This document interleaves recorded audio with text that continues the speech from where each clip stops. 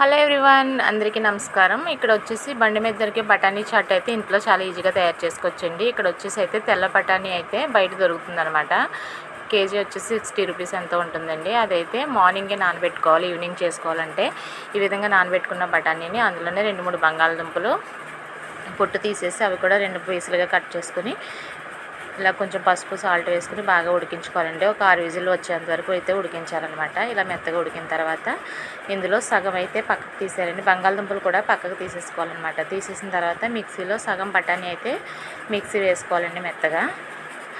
ఈ విధంగా మెత్తగా వేసుకుంటే అవి మనకి ఉడికింది లేనిది మనం ఇలా చేత్తో నొక్కితే మెత్తగా అవుతుంది కదండి. ఆ విధంగా చూసుకొని మీ కుక్కర్ని బట్టి మీరు అడ్జస్ట్ చేసుకోండి.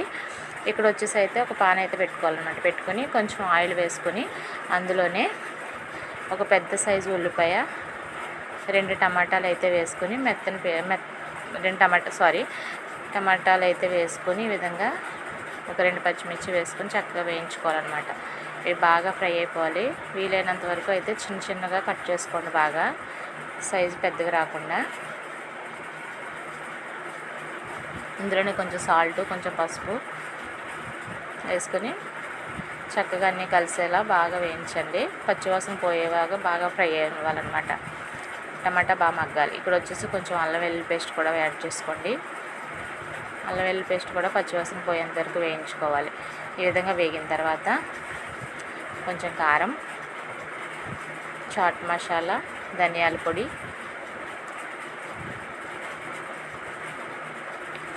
మీ టేస్ట్కి తగ్గట్టుగా చూసుకొని అడ్జస్ట్ చేసుకోండి. ఈ విధంగా అన్నీ బాగా ఫ్రై అయిన తర్వాత కొంచెం కొత్తిమీర కూడా యాడ్ చేసుకోవాలన్నమాట. కొత్తిమీర కూడా బాగా ఫ్రై అయిన తర్వాత ఇప్పుడు వచ్చేసి పేస్ట్ చేసుకున్న బఠానీ అయితే ఇందులో యాడ్ చేసుకోవాలండి. కొంచెం చింతపండు కూడా నానబెట్టుకోండి, ఎంతో కాదు, కొంచెం లైట్గా పులుపుకి అనమాట. ఈ విధంగా చింతపండు పులుపు కూడా నానబెట్టిన చింతపండు కూడా కొంచెం చెక్కగా పిసికి అందులో వేయాలన్నమాట. వేసిన తర్వాత ఆలు ఎలాగ ఉడకబెట్టుకున్నాం కదా, ఇవి కూడా స్మాష్ చేసి అందులో కలిపేయాలి. ఈ విధంగా మెత్తగా నిలుపుకొని ఇందులో కలిపేయాలి. పక్కన పెట్టుకున్న బఠానీ కూడా ఇందులోనే యాడ్ చేసేసానండి ఇక్కడ ఆల్రెడీ. ఇందులో చిన్ని బెల్లం ముక్క, చిటికెడు బెల్లం అనమాట. మరి ఎక్కువైతే వేసుకోకుండా, స్వీట్గా ఉంటే బాగోదు అనమాట. ఈ విధంగా అన్నీ బాగా కలిసేలాగైతే మీరు ఒకసారి టేస్ట్ చూసుకొని టేస్ట్ని బట్టి కొంచెం సాల్ట్ అది యాడ్ చేసుకోండి. యాడ్ చేసుకున్న తర్వాత కొంచెం వాటర్ అడ్జస్ట్ చేసుకోవాలి. ఇది చల్లారిందంటే గట్టిగా అయిపోతుందండి. ఇక్కడైతే నాకైతే బఠానీ చాట్ అయితే రెడీ అయిపోయిందండి. ఇందులోనే కార్న్ఫ్లెక్స్, కొంచెం ఈ విధంగా సన్న మిక్చర్ ఉంటుంది కదా, అది, టమాటాలు, ఉల్లిపాయ మనకి నచ్చినట్టుగా ఎలా కావాలితే అలాగా గార్నిష్ చేసుకుని తింటే చాలా టేస్టీగా ఉంటుంది.